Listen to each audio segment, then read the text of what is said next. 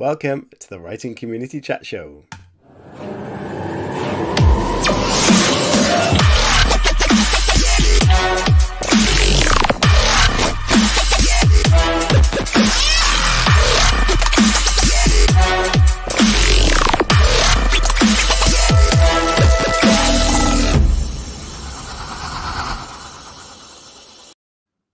Hello everybody, welcome to this week's Wednesday. It's Wednesday, Writing Community Chat Show. We are so excited to be here. It's fantastic, honestly. Every week, we don't get tired of this, Chris, honestly. You guys might think we're 2 shows a week, and we love coming back and seeing you guys. So we're very excited, and thank you for engaging on the chat already. It's fantastic. Chris Hooley, how are you doing? I'm very good, thank you. Tonight's show is just going to be like, I do the bookings for these shows, and I've been waiting for this person to come on for a good couple of months. So I'm so excited about tonight's show. Amazing, and a great booking it is. Yeah, fantastic. Yes, on the chat, hello. It is St Patrick's Day, so happy St Patrick's Day to all of you people, especially in Ireland who are celebrating this. But I know it's pretty much celebrated around the world. Although it's annoying that, St. Patrick of Ireland, they have a big party, they drink a lot of alcohol.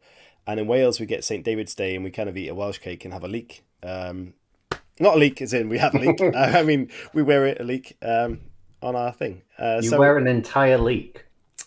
No. We'll move on. Anyway, so I got a couple of facts before we start, just for St. Patrick's Day. And did you know that the legend says that each of the leaf of the clover has a meaning: hope, faith, love, and luck. Oh. Yeah, but I've only seen a 3-leaf clover, so we'll have to drop one of those.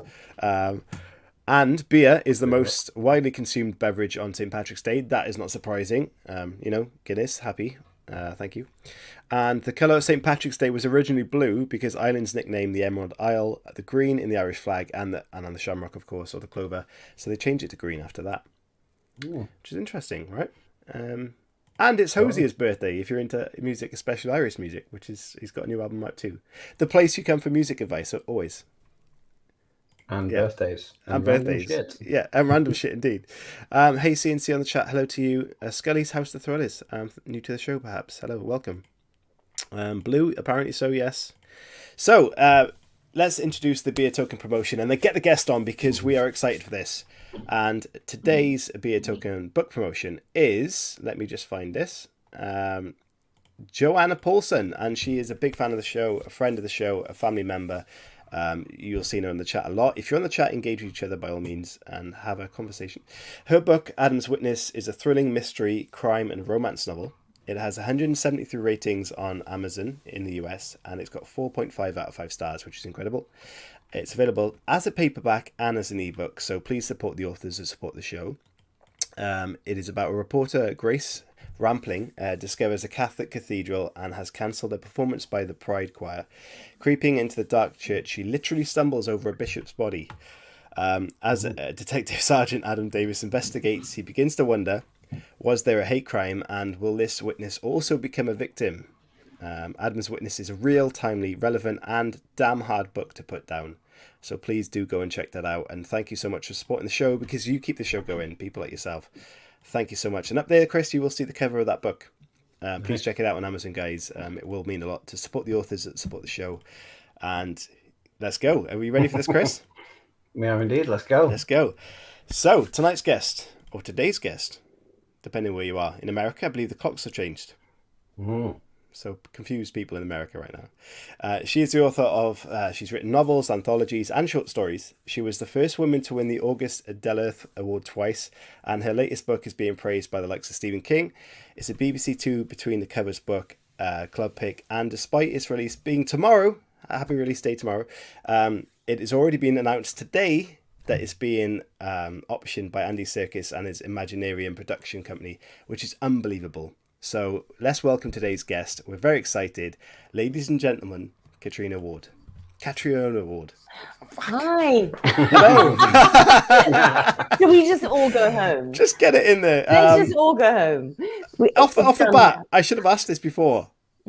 How do you pronounce your first name? No one ever gets it right. So it's actually Katriona which is I would like never have got that right. right. No one would. No one would. And it's different whether you're like a Northern Scottish Katrina, or whether you're a Northern Irish Katrina, or whether you're a Southern Irish Katrina. So like, don't worry. All the pronunciations are different. So Well, there's, it's not ignoring my ignorance and a stupid ability to pronounce guests' names. Thank you so much for joining us today. And I imagine your world has been full of crazy messages and communications and just mind-blowing stress. But thank you for joining us, and we're very privileged to have you here. How are you doing? I'm so well. Thank you so much for having me. I mean, what a wonderful day to be, to be here talking to you guys, because I actually have something to say now. I've got something to talk about. Whereas like usually with your books, you're like, yeah, I wrote it. And it was, it was good. The writing was good. It was all good. But it's at least, I mean, this is genuine news. So I know, it's super exciting. Really exciting. Yeah. I mean, we'll get into all of the cool things that kind of happened today shortly, but what we tend to do and forget is that we jump into sort of a bit of what's happening, a bit of history. But let's first of all give us an insight into the house on Needless Street, because for those that are watching that might not know what that is about, let's get that story out there, and then we'll delve into a bit of history. Sure. So the last house on Needless Street is about Ted, who is a very strange, lonely man who lives in a house, a boarded up house at the very end of Needless Street, which is a street that ends in a forest. It ends in the great Pacific Northwest and Washington State forests, these beautiful, like amazing, wild, temperate rainforests. And he lives with his daughter, Lauren, and his very, very disapproving cat, Olivia.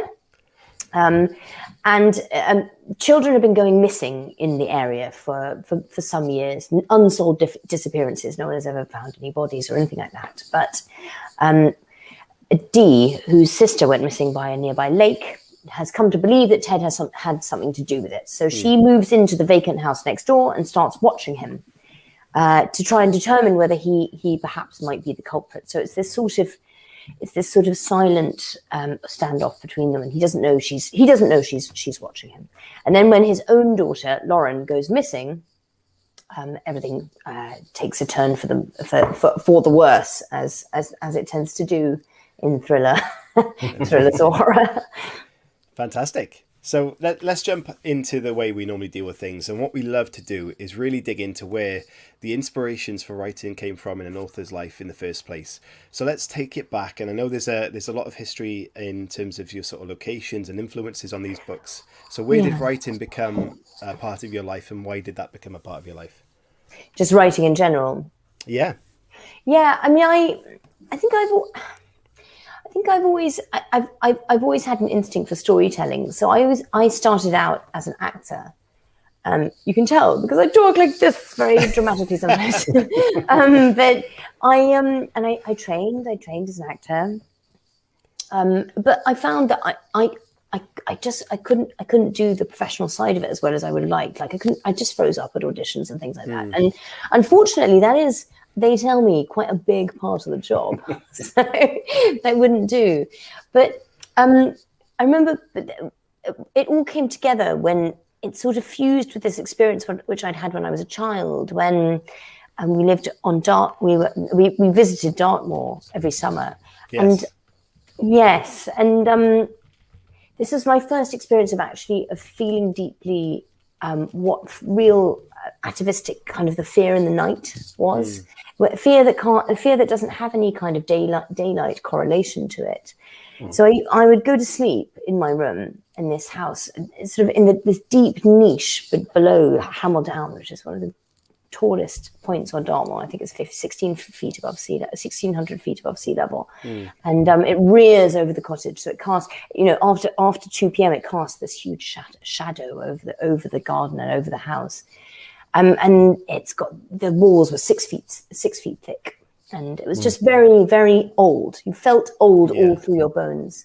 And I'd wake up every night after having gone to sleep in that room with a hand in the small of my back, just pushing me very sharply out of bed, which was kind of terrifying. And it wasn't even just the hand either. There was, when you can tell when there's someone else in the room with you. You can feel that. You can feel it. You can feel, I don't know whether it's just sort of subconsciously sensing their breath, or I don't know, but I could tell there was an intent there. And it was one of the things which just sort of dominated my early teens. Nowadays, there's all sorts of more rational explanations for it. I like hypnagogic hallucinations are something which I've just realized that I suffer from quite strongly. But the thing is, it doesn't really matter what it is when you're that age and you don't know the answer. The fear is the same level of fear. It's still fear which grabs your heart with this like cold hand, you know? So when I first came to put pen to paper or, opened a Word document to start to write, that was what came out. And I hadn't thought about that experience in years and years and years, but it's obviously something that that my subconscious has been mulling over. I never would have thought that it would be my first go-to, but that's straight away the first experience that came out was that childhood experience of being very afraid in the dark. And I think there's something to be said for writing things about fear. It's something very human about and very connective about writing fear. You know, it's an invitation to someone else to share your experience in the deepest possible way, to say, I'm afraid of this too, you know. Definitely. I mean, Dartmoor is a kind of notoriously creepy place in the right areas, isn't it? Yeah. Especially when it's dark. And I agree. We grew up at times in a farmhouse in West Wales, and it was, you felt the building, and you felt the cellars and the walls and those sort of things. And my sisters at that age were often suggesting things were happening around the house, but it's all subjective, like you said, and it could have been real, it could have been whatever. But those stories do stick with you, no matter what other experiences you have. So what you're suggesting is that story was wanting to write itself. I think so. I think, writing anything is all about wanting to, I think in the best possible sense, it's all about saying, I would like to share this with you, and say, I feel this too. And I think that for me was one of the very powerful things that wanted expression, because it's very isolating, because I think particularly when you're younger and, before the internet, you may think you're a bit mad. And I know, yeah. Yeah. So how did you approach that as someone that thought their life was going to go in an acting direction? How did you just think, do you know what, I'm going to give this a go? Well, I started writing a book, and it was very difficult. I found it almost impossible to sort of, I've always been such a reader, Yeah. I studied English at university and all of that. And it felt almost kind of, sort of transgressive to start to write yourself. So I started, and it was it felt really difficult to be able to put it down on the page as opposed to taking it in. And in the end, I applied for, and I think this is the turning point for me, the University of East Anglia Masters in Creative Writing. I love the MA at UEA, because they have, well, I think one of the things they said to us on our first day is, we don't really teach you anything. Fucking fantastic. Can I get my money back, please? Because I feel after this. But they do, but they do, in the sense that what you get is an amazing opportunity to study among your peers, and to also do alongside it a full English MA in critical stuff as well. So it's quite demanding, and it forces you to look at yourself and others' writing in a way that you hadn't done before. So anyway, but then 3 years after that, I finished my book. It took a long time. My first novel took 7 years. And I have to say, if I'd known it was going to take 7 years, I don't know if I ever would have started it. I really don't. A long time. I think you always believe when you start, don't you, that it's going to be, you have to believe that there's a sort of a quick answer, or that you're going to be able to achieve your goals in a certain time, in a certain time frame. I didn't. I mean, your first book, this was Raw Blood. Yes. Yeah. And even that won awards, right? So were you expecting anything to come back from these books when you wrote it, especially when you're taking so long? Was it taking so long that you felt like it was a struggle? I felt like it was a terrible struggle. The thing is, once I had written it, everything happened quite fast. Yeah. But the writing of it took a really, really long time. And I would say that I think writing is I'm sure many people, watching this and you guys know is a muscle. You have to build it. You have to strengthen it. And I think it can take a long time just to get just a basic working functionality out of that muscle. So I had no idea what to expect.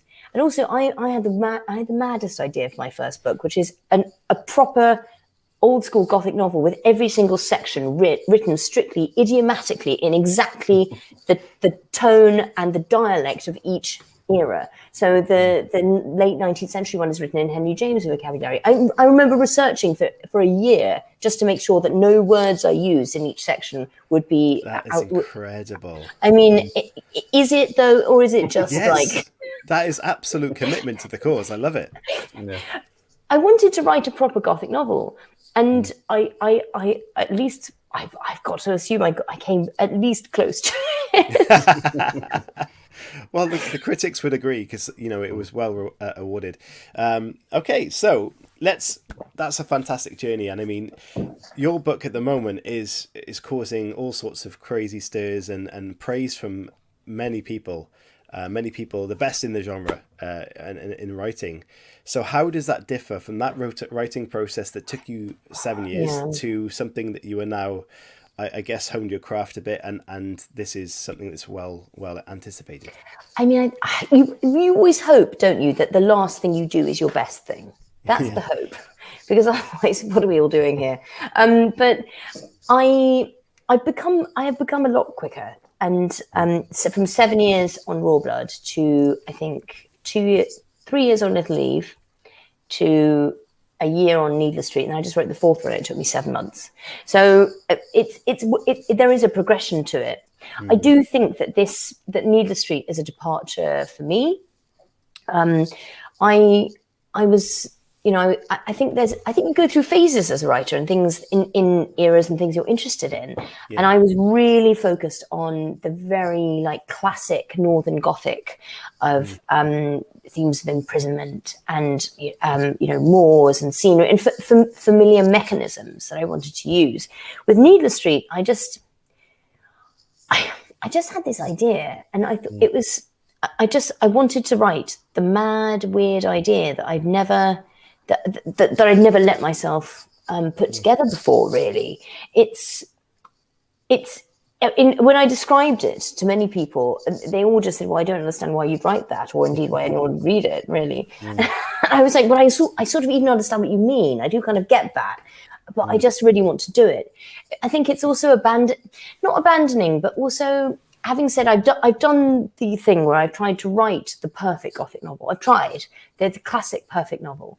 Now I'd like to write the thing which is the apex of the most challenging sort of nested narratives I can possibly think of. And also it's set in America as well, which is a big part of my childhood. And that's not a part of myself that I'd really ever referenced in my writing before. All of my writing has been on Dartmoor or in Scotland, which is very personally resonant, but not very focused on this sort of classic Northern Gothic settings and things like that.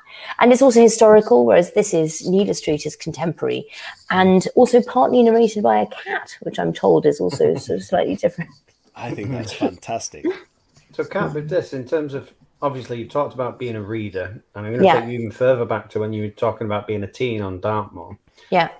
Was that experience quite a claustrophobic experience? Because if so, did your experience there influence the character of Ted? Because when you read The Last House on Needless Street, it does feel at times that you are very, very close to Ted, and his life and that world is very claustrophobic in that respect.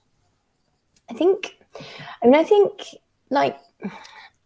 I don't, I think I know. I have a lot of myself goes into certain parts of the characters, and one of the things that definitely has informed Ted, I think, is like, I think there's a sense of loneliness and confinement. I was, I'm not, quite obviously I'm not Ted, but we grew up in a very, quite an unusual way, in that we traveled. I was born in Washington, D.C., and then we moved to Kenya for 3 years, and then to Madagascar for 3 years, and then to Yemen for 3 years, and then to Morocco for 3 years. I never really lived anywhere consistently until I was in my 20s. And there's a big sense don't get me wrong, it's an amazing life, but there is loneliness that comes with it, simply because there's certainly up until my early or mid-teens, there was absolutely no way of communicating with the outside world in any efficient manner. So you are quite confined, and that sense of being, I think all my characters, but particularly Ted, there's a sense of perhaps a lonely child about them, and that's something that it's so strange, isn't it? You never realize what makes it into your writing until you look at it and you go, oh, I see what I've done there. But I think that sense of loneliness and constraint might be something that I'm familiar with in a very different context that Ted feels, So also, you mentioned obviously about playing with narrative and wanting to write a novel that pushed your sort of writing abilities, I guess, to the limit with different narratives and doing that. So how did you approach that? How did you have the likes of Ted, and obviously we've talked about Olivia, the cat perspective that someone mentioned before, and then Lauren as well, all very different. So how did you go about doing that as a writer? Well, I think the main thing for me was just to realize that they're all extremely motivated in terms of what they want in the story.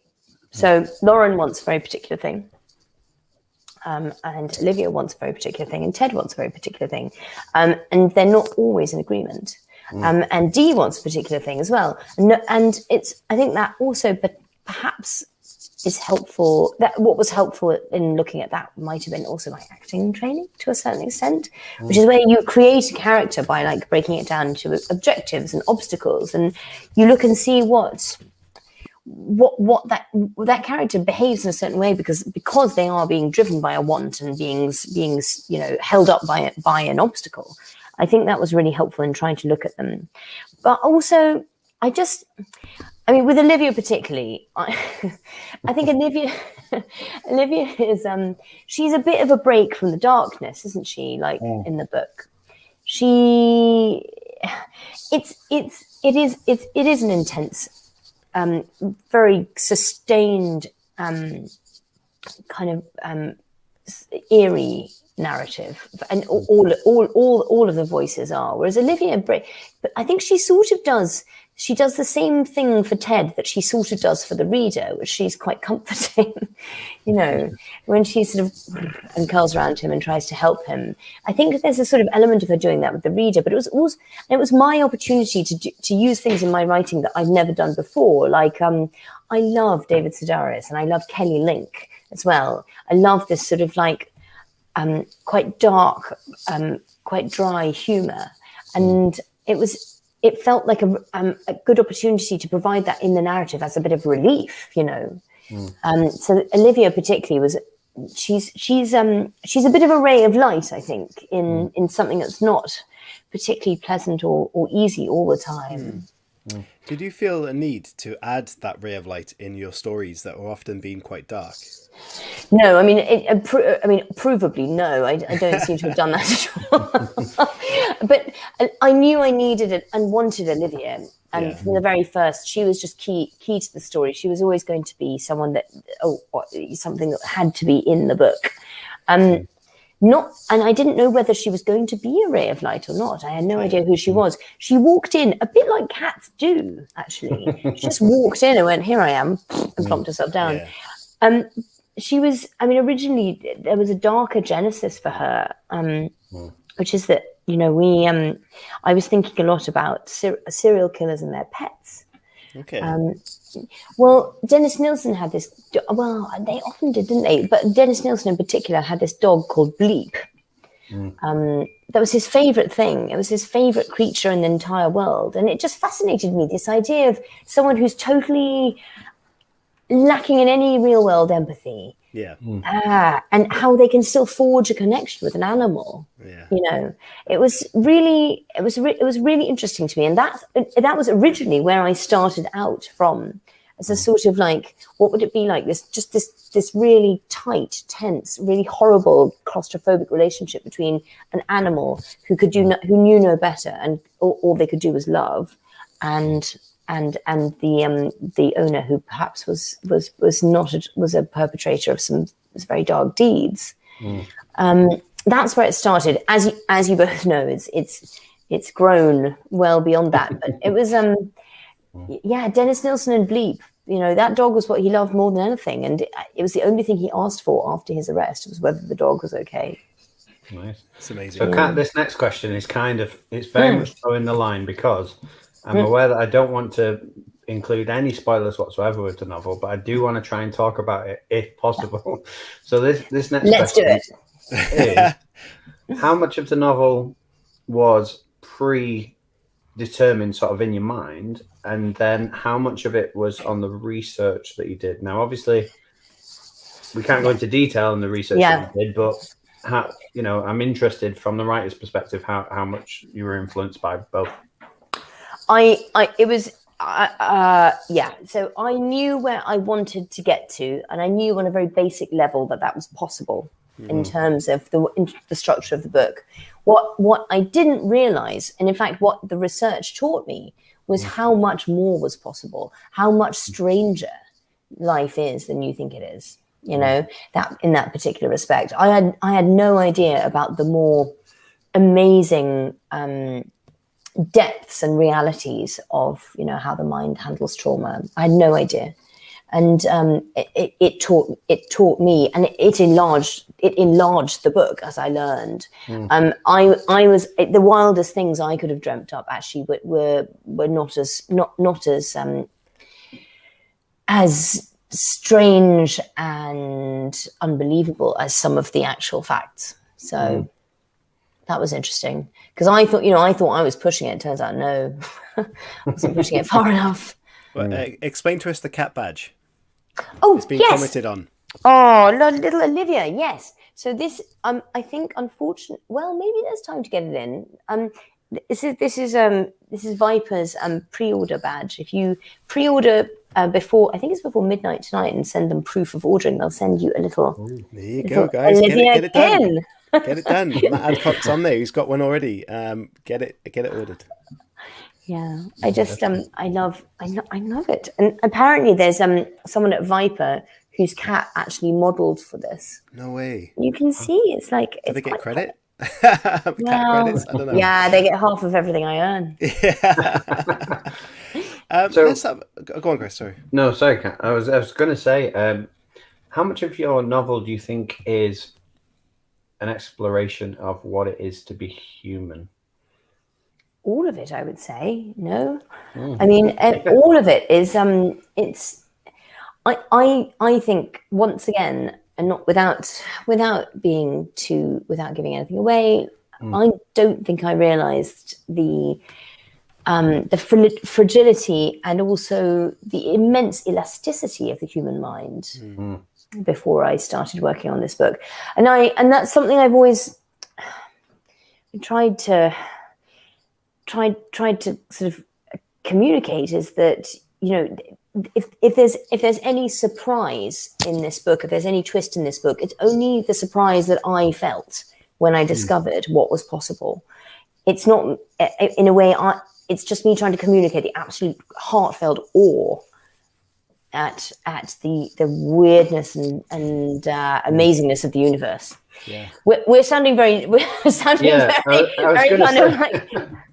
We're sounding very cryptic. We're sounding very cryptic, but What else can even we more do? cryptic now. Yeah, that's true. Because if we reveal anything, obviously we ruin the book, and we don't want to do that. So even more cryptic, if there were twists within the book from a writer's perspective, how did it feel? Did you know they were coming, or did you just write and then they presented themselves, or did you already have them planned and then you were just waiting for the right time? I knew where I had to get to, and I knew the ending. Other than that, I didn't know how we were going to get there. And that was, it did feel like writing while hanging on by the very tips of your fingernails, because it's an ask, isn't it? And I think Christopher Golden said it was like, it's high wire act horror. It feels right to me, it felt audacious and dangerous. And it was also slightly like, I felt, I'd done two things in the same vein, and this, I was determined to do something very different. And to be honest, like there had been the books hadn't done that well, and I just thought, well, if I'm going to not, maybe this is might be my last shot, but if so, I'm going to really make it count. I really want to write. Yeah, I want to write the passionate, huge, bonkers thing that that lives in my heart. I mean, with such a, as you mentioned, like a risk that this was compared to what you were writing before, and you really went out on a limb and introduced things that were quite risky. People said, is this kind of what you really want to do? How did you feel going into that? And then you had praise after this by Stephen King, left an amazing review. Sarah Pinborough, who is coming on the show, left a fantastic review. She's been everywhere at the moment. The Guardian, the Daily Mail, Joe Hill, Alex North, who's been on the show. Your praise was just coming out of all corners. So for something that felt so risky, how did you feel before that praise started coming in? And then what happened when that came in? I mean, before we had any responses, this book has been through all sorts of reactions, right? Like, there were people who insisted that it would never sell because they didn't like an animal narrator, and in fact, they were sort of saying, "Would you consider changing Olivia to a person because animal?" And I was like, "Well, no, because that ruins the book. It changes." And to my, this is when we were. I was basically like, my name was sort of mud in terms of publishing credit. Like, I think Little Eve, although it won a big US prize, I think it sold almost like minus copies in the UK. Wow. It's really not. I was very much like, I had the most terrible credit rating in terms of. No, I really did. And that means I had meetings where I think I was offered like £7,000 for a 2-book deal, and for Needle Street and one more, and I was like, I can't. I mean, I can't live on that, to put it lightly. And it was definitely a bold move to come in with something that is so weird. But I think, to all credit to my agent, is she was just like, I think the best thing is to believe that you've done the right thing, and just and hope that someone will see it sooner or later, even though. But it was a double challenge. So I was already like not particularly attractive of an investment, and also this was a very weird book. So it was like, but I just felt this is the book I wanted to write. Yeah. And if it didn't work out, at least I knew I tried once. Oh, absolutely. Yeah. So when that first review from a big name came in, what did you feel like? Well, I mean, what do you fucking think? I mean, Stephen King. I mean, it's out of nowhere, let me add. Yeah. I had no idea that Stephen King knew my name, knew anything about me. No idea. So it was extremely surprising. I bet it was, yeah. Yes. Where were you when you found out? Were you on traveling? Were you in the house? I remember exactly where I was. So I was walking along a canal with my boyfriend, where I think it was just before that one of the more severe lockdowns started, when he tweeted about It was in September. In fact, I'm such a dork, right? I put the day in my calendar because I want to celebrate it every year. Oh yeah, Stephen King Day. Anyway, but I was walking on a canal, and I think I'd sort of, I wasn't paying much attention to the social media or anything, but my US editor was like, cat, and like bing, the phone is going bing, bing, bing, and I was like, oh, I better check it. I looked, and I actually said, I can't. Oh, I said, oh, she forwarded the quote from Stephen King, and the tweet, and I said to my boyfriend, I actually don't think I can read this. Can you read it for me? Because it's too much, I can't. And he looked at it and he was like, yeah, it's really good. It must have been amazing. It changed my life. It changed my life. And was that the first sort of big name feedback you had as well, or were there others before that? The first one. No one wanted to know. No, I mean, Stephen. Who the fuck knows how Stephen King got hold of it? I don't know. All I can say is thank you, because he, for someone who has so much influence, I think it speaks so well that they seek out, like, not just very, and believe me when I say this advisedly, not very well-known books. You must get sent 1 million proofs a year. It's amazing. It really is. Anyway, it was incredible. Do you think part of that is because The Last House on Needle Street, you had so much fun with the narration of it, that comes across when you're reading it, because I consider myself quite well read, but I've never read anything like it. So do you think that's why that's part of the appeal, that it's something that you've never quite experienced before, and it does take you by surprise in a lot of ways, in the best way possible? I think it is. I've never quite read anything like it before. I think that must be part of the appeal, because I think that to do something.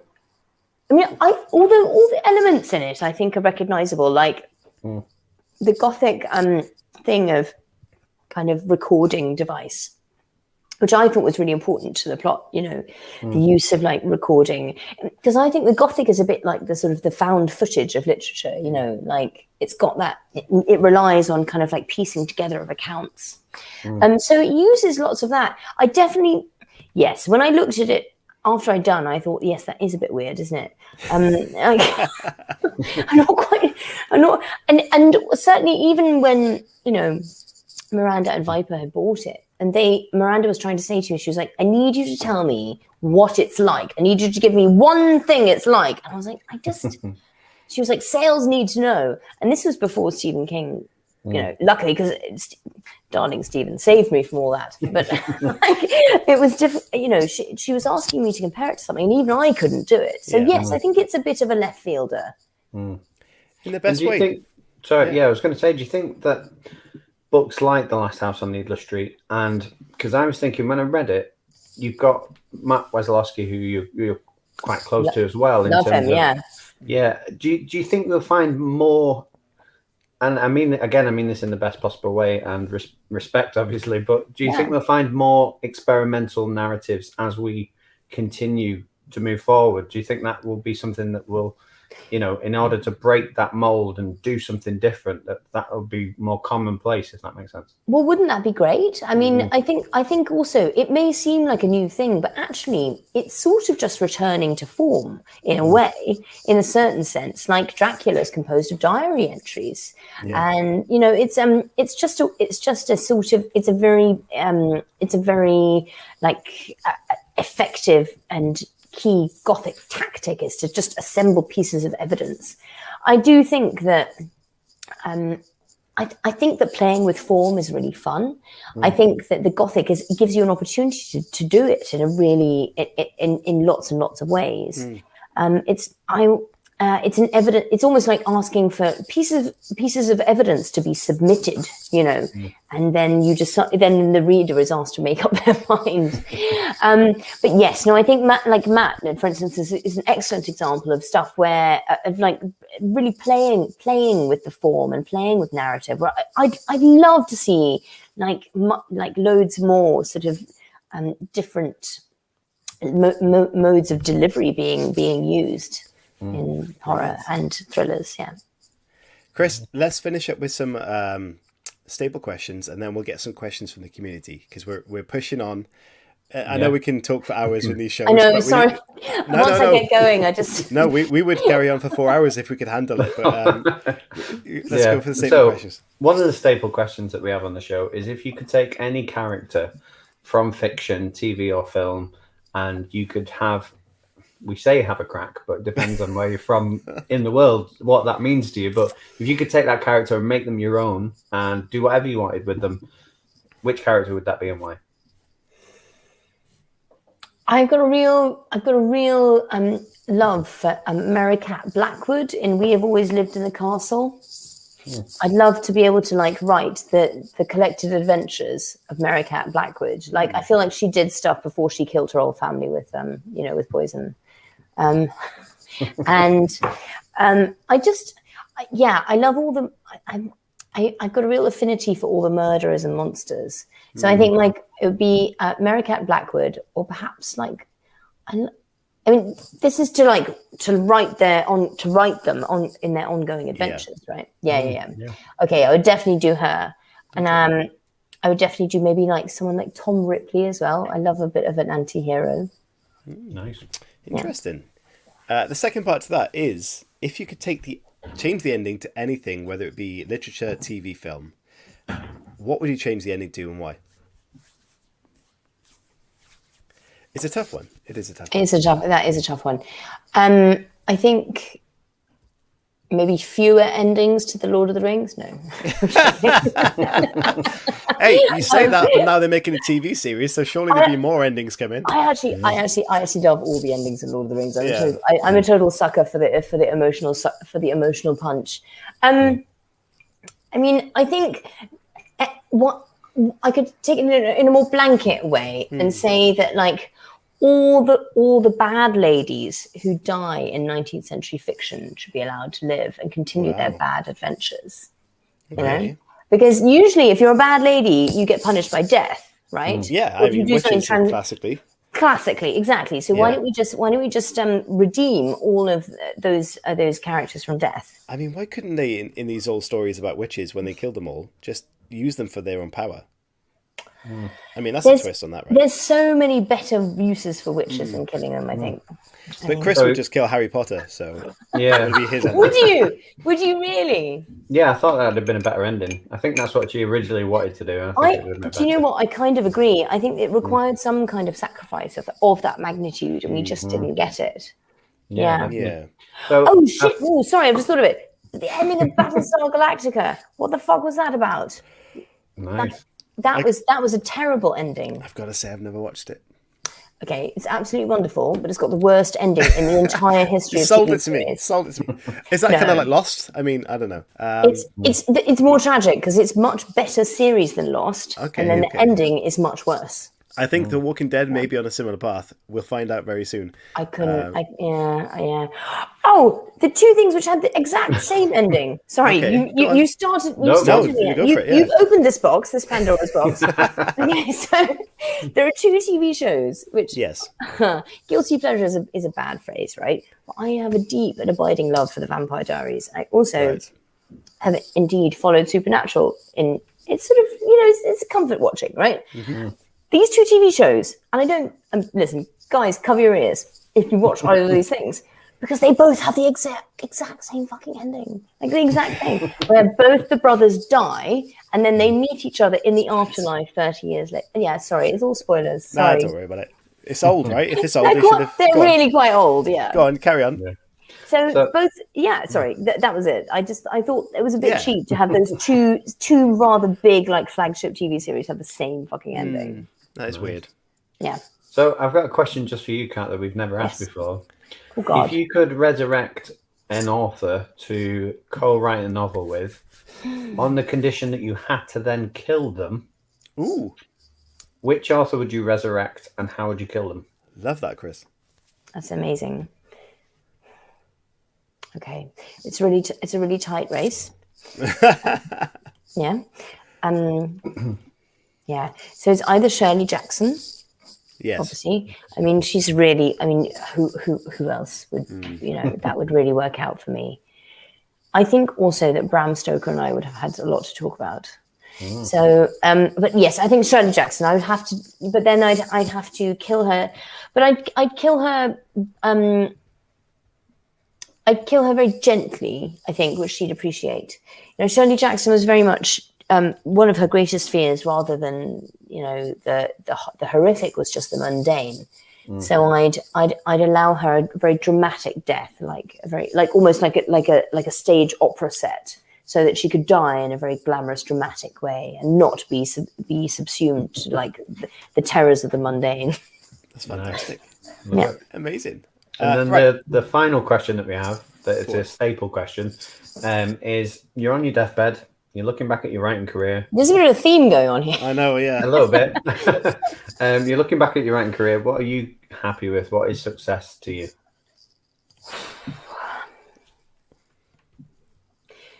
I think the chance to be able to write what you want and share it with people is a huge. It sounds like a simple thing, but actually, most people don't get to do that. Yeah, it's a huge blessing and a boon. So I think the opportunity to have been able to say, and to do that thing where you to reach out through the page and say, this is what I'm afraid of. Are you afraid of it too? That's success to me. That's brilliant. Nice, beautiful. That's very good. Excellent. So what we're going to do now is we're going to move on, and we're going to talk about a new family member. This is someone that follows us on Twitter recently, who may not have many followers, so we give them a bit of a boost by sending them a GIF which is a GIF, animated GIF. And while we're doing that, guys, if you've got questions for us, for Kat, please send them in, and we will ask them very shortly. So our new family member today, let me play the video first, and we'll get on to that, or I'll get told off.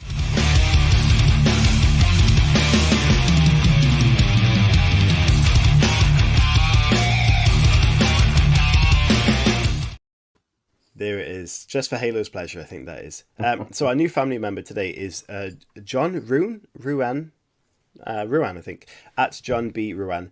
Novelist, action thriller, A Dangerous Freedom is available March 31st, 2021. So well done to you. He's a writer of heroic tales, and he has 682 followers. So if we could send him a GIF and say, welcome to the show, that's the one. What GIF would you like to send this person? And it can be anything at all. And the people watching and listening can send this person a GIF.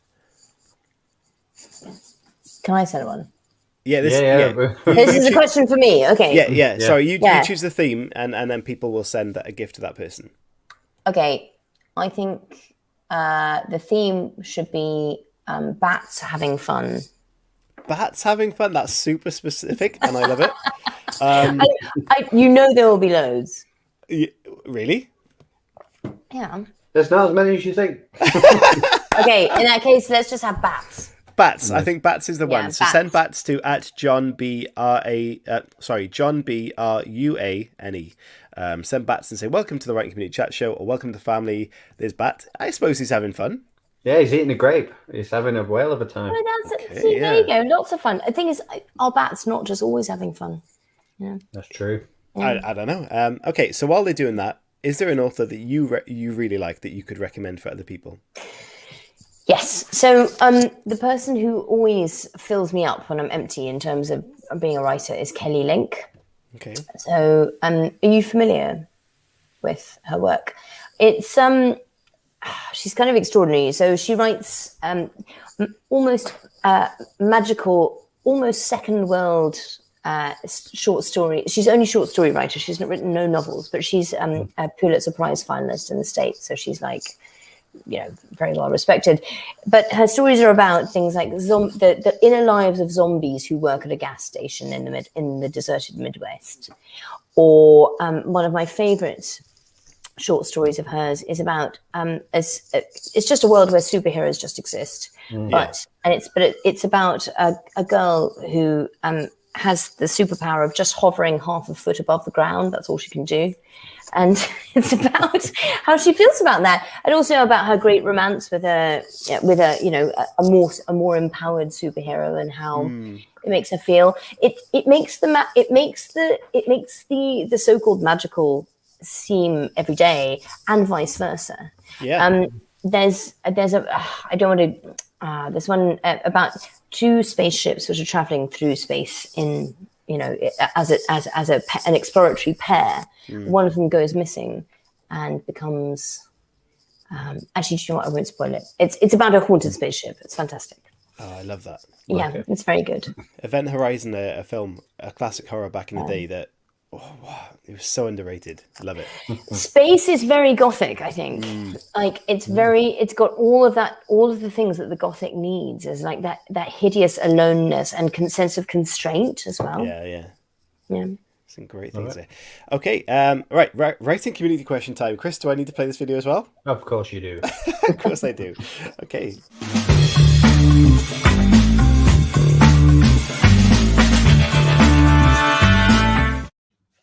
Okay, guys, as we said, if you have questions, please send them in now and we will ask them. Of course, if they're within limit, within reason. Okay, so the first question we have. Hello, Scott. Hello. Did you spontaneously combust with excitement when you received that Stephen King quote? Kind of covered that, but yes.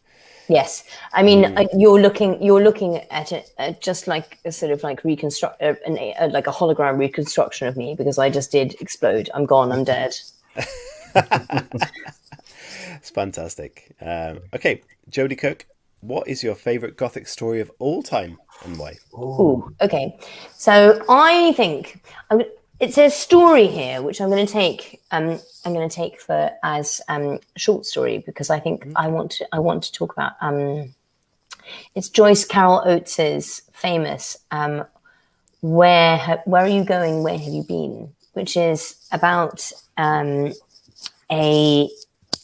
young girl who's just. It's very, very simple. She's sort of described as kind of the idea of what in the 60s would be kind of like a bit of a bad girl, but nothing very terrible.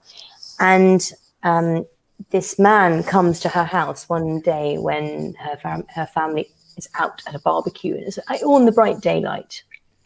And you see, he's a sort of combination. He immediately has this amazing, almost elven pull, where he wants her to come out of the house. He's based on a serial killer that Joyce Carol Oates had researched, but there's this knowledge of her being in the house, knowing she is going to come out and she is going to go with him. Almost this mentality of being a lamb to the slaughter is one of her most famous short stories, and it's I don't know how to describe how terrifying it is, being put so convincingly into the mindset of someone who knows that they're going to die simply because they are being compelled into it. So that's my favorite or least favorite Gothic short story of all time. Sold that fantastically. I want to read that. It's Everyone's really Googling good. that now. Like, Yeah, off we I go. know. What is that called? Okay, good. Where have you come from? Where have you been? Oh, there you go. I want to sing a song after that, but I'm not gonna. Yeah. Okay, will you expand genres again going forward, having conquered the Gothic and horror thriller? And that's a great question. I think the thing is, what I think about the Gothic is that, in fact, it's less of a genre than something that pervades all genres. I think that it's like a virus. It evolves with time and it infiltrates everything. I think if you're saying Gothic or horror, like there's Gothic or horror in all good writing. But yes, of course, I'd love to do something a little bit like lifted out and in a different situation. But then I don't know if that would be changing genres. I think it would just be changing the backdrop, you know. But yes, I think everything I do from now on, I think I'd like to do something a little bit different each time. Okay. That would be my best. Can it get weirder? Well, what you tell me. I mean, it really is. It's pretty much reached peak weird. But I know, but is it in your mindset? Would you think, right, let's do it again, let's go further? Is that what you're thinking, or are you not thinking that yet? I feel like Needle Street pushed the boundaries a lot. I think there are ways of going weirder in different directions for sure. Like my next one, Sundial, is basically it's almost very domestic. It's a very kind of like home-centric domestic drama. But I think it's weirder. It's almost as weird as Needless Street in different ways. So yes. Yes Yes is the answer. Adia says, how would you have had a BSG end? Good call. Thank you so much. I'm so glad you asked. So, okay. I think the key thing that really was just didn't work was the entire like throwing away of the entire series. And do you know what? This is all spoilers, but they threw away the entire series' priorities, right? By making them not matter. And people who know how it ends will know what I mean. I think it should have been character based. I think Starbuck should have been at the center as opposed to thrown away as a sort of like weird demigod all of a sudden. I think that it was.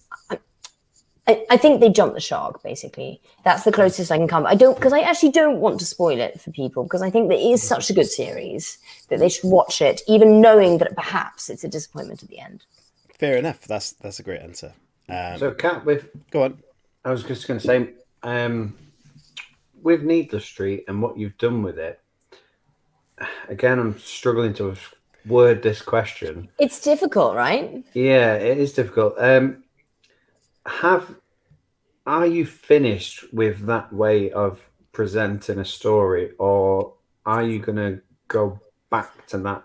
Not necessarily The Last House on Needless Street and the characters again, but are you going to go back to that format in the future, perhaps?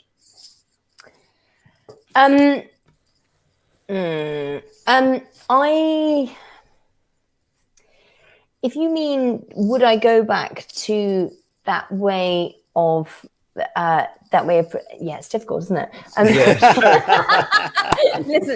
Listen. I think that now that I've gone there, that's always going to be somewhere. That's always going to be in my mindset. It's you've when you push the envelope, that's always, that boundary is always your new boundary. So I think that's always going to be there. I think that having I think I'd like to do something a bit different for the next one, and then I like to change it up. So I wouldn't like to do exactly the same thing, but yes, that's definitely there in my skill set now. If that answers the question. And if we make a very, very loose link between what Stephen King said about Gone Girl, yeah, and the amount of copies, or not necessarily copies, but sort of similar style novels after that, yeah, is that something that you're particularly worried about? Would you be annoyed if people took what you did and I found it so difficult. Please, if anyone is capable of doing it, please do. I mean, really, it's fucking hard. So absolutely, anyone who I don't own that a particular style of writing or any kind of particular area of narrative. So if anyone can, also, I found it so hard. I welcome anyone to jump in the sand pit and play. Yeah, really. Right, we got 3 more questions of the community, but I want to throw one in there just before we get onto those last 3. Obviously, this is being optioned, and which is a fantastic news that came out today. Very, very exciting. If you could choose an ideal actor for 1 or 2 or whatever roles, how many roles you want to choose out of that, who would be an ideal role cast for you? Oh God, no! I can't. You don't have to. I mean, I don't think she's legally allowed to answer that question. It might. That's personal preference. I don't know if that is that allowed. What about the cats? Is there a cat? I always actually no. Fair enough. I think Emily Blunt or Meryl Streep for the cat. But that's the only one that because otherwise I think I might be. Anyway, I might. Ignore that. Do you have any favorite cats, evil cats? Because Lady and the Tramp, there's some wicked evil cats in that film. But see, I always identify with the wicked cats. I like them. Yeah, I like them. I always feel like they're. I kind of get them. Also, like, what's the evil uncle in The Lion King? I'm always like, oh my Scar, goodness, Scar. Yes, there's a sense in which I'm like, I'm interested in your story. He's lived in the shadow all his life. I get where you're coming from, So I think also cats are just, they're easily made evil by us, aren't they? Because they've got those faces that are emotional. No. That are emotional, sort of like our emotional instincts don't understand. So they don't emote like human faces do. So we think they're evil. They're really it's just an arrangement of, features, isn't it, that make them look a certain way. We project onto them a huge amount. Okay, let's finish off these questions from the community. Okay, which supernatural creature fascinates you the most and why? From Jodie Cook. Okay. That's a tough one. It's a tough one. I don't want to say. You can pass. No, I don't want to pass. Okay, so I'm going to say I've always had, again, although it's not a very obvious one. I think, well, it is a very obvious one. It's not a very original one, perhaps, but like the ghost. The ghost is something which is always like, again, it's how much is it created by the people who need it, who are left behind, and how much is it created by, it's a really interesting phenomenon. That's a great answer. So, okay. Hang on a minute. I feel like there's something to explore here because obviously Kat talked about being pushed in the back. Yeah. And actually having an experience with a ghost in that respect. So didn't say it was a ghost. She didn't necessarily say it was a ghost, but I don't know. My interpretation was that it was a ghost. But how do you feel about that in terms of like, do you believe in ghosts? Do you believe in the afterlife? I don't really actually, weirdly, but I do believe that I experienced that fully. And that's because there are, I still experience these things. They're called hypnagogic hallucinations. They're very, very intense hallucinations that happen on the edge of sleep. And it's quite terrifying. Like someone will speak in your ear very distinctly just as you're dropping off. Or push you, and it still happens. But now, because we have Google, I know a bit more about it. The thing is, I don't think it really matters what I know about it, or it never diminishes the fear, And ghosts are such. We're always wondering what we think about, what we feel about ghosts. We're always thinking about that. But, there's certainly in my first novel, was asking the question of what do ghosts want from us? What do they... I know, it's like that relationship with spiders, right? Yeah, well... Not quite, mate, but yeah. Yeah, of course it is. I mean, they might want to be friends and we just stamp on them. Oh, I don't, but, Spiders is good people, though. Exactly, that's what I'm saying. Yeah, spiders is good people. I think ghosts are an interesting one because how far are they created by our need, or how far are they, dictated by their own? It's a really interesting... It's a human problem, which I think makes them a very human sort of manifestation. Absolutely. Right. Let's push on because we're running out of time. And no, don't be sorry. We will happily carry on. Okay. So Anders says, how many people influence your manuscript before it goes to your agent? Oh, nice question. Yeah. In the case of Needle Street and in the case of the most recent, the new one, Sundial, just one, which is my partner, my boyfriend, Ed McDonald, who is also a writer. And you, how do we live together, you may ask? Surprisingly with ease. But so he's a very good, he writes completely different stuff. He's like a best-selling fantasy author. Yeah. So he writes fantasy and he knows all about that. And he's often quite like, are you sure you want to do this? It's a bit weird. I'm like, yeah. I was going to ask, does he write similar work? And obviously you just highlighted that they don't. But then do you bounce ideas off each other despite the fact that it's different? I think it makes it much easier because it's different. Okay. I think that if we did the same sort of thing, it would be like hearing the screaming inside your head, outside your head. Oh, I love that. And the last question then, I like this question because we like random, and that is from Blythe. Favorite movie? Okay. Oh, God. That is a tough one. Oh, God, that is so Or maybe tough. one of your top favorite three. So you don't have to be top. All right. No. All right. I'll go with Okay, and this is a question which I reserve the rights to change the answer tomorrow because everyone knows it's just today, right? Just today. Yes. I'm going to go because I'm having a bit of a nostalgic day. I'm going to go real 90s. I'm going to go My Own Private Idaho by Gus Van Sant. Okay. And I'm going to go maybe like No, I'm going to go that. That's Okay, it. That's my that's favourite fine, that's movie fine. today. Yeah. Brilliant. Chris, what's your favourite movie? Have you got one off the top of your head?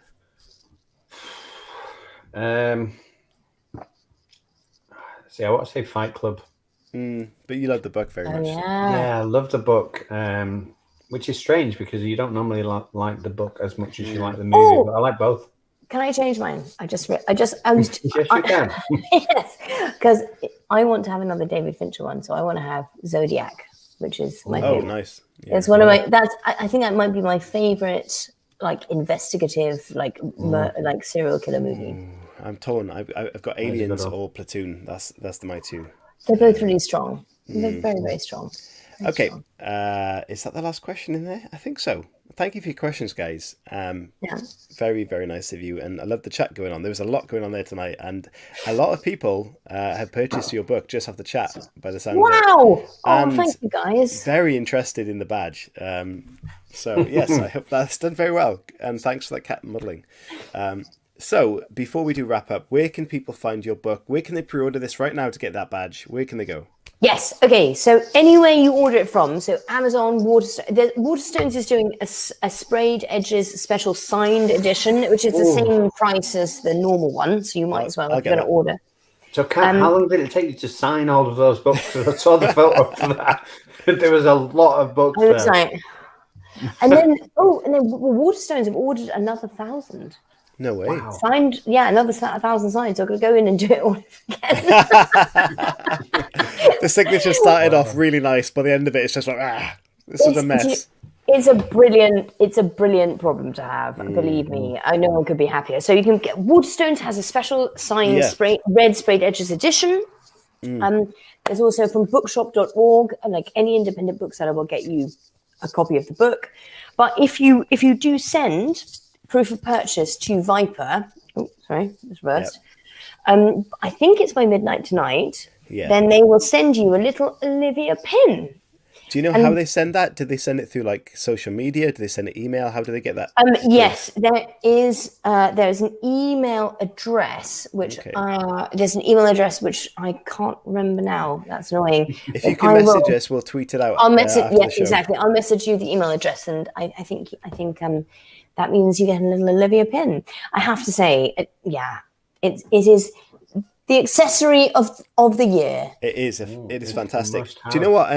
Those books from Waterstones are fantastic, and as I said, they're the same price and they're signed. I've got recently Girl A and Shiver that we've had on the show from the Waterstones. Fantastic signed, beautiful books, hardbacks. It's worth checking out, really is. And I will be picking that up, and I will try and get that badge in tonight. But fantastic. And if you don't get a copy because they run out of stock, don't worry, because Kat's going to do 1,000 more. And I come with my pen. Absolutely. Fantastic. Honestly, it's fantastic. And I'm so excited for you with all what's going on. And your release is tomorrow. It's just incredible timing. Thank you. And I imagine you're super excited. I really am. I'm completely over the moon. And I couldn't think of a nicer way to spend pre-publication eve than with you two. So thank you so much. I feel honoured. Honoured. Yeah, definitely. Yeah. So, guys, thank you so much for tuning in, and hello to you all. Please do check out Joanne Paulson's book as well, who supported and sponsored the show tonight. It's fantastic. Adam's Witness. Please check it out on Amazon. Support the authors that support the show because it keeps us going.